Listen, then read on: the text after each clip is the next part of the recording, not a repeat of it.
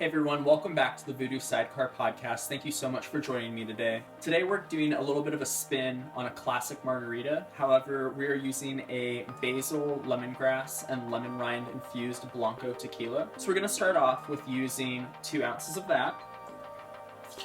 And then we're just going to use an easy 2:1:1 proportion. So we're going to use an ounce of a triple sec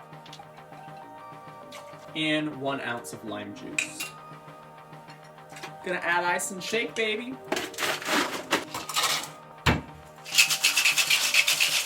Just dump it into a pre-salted glass and add a lime.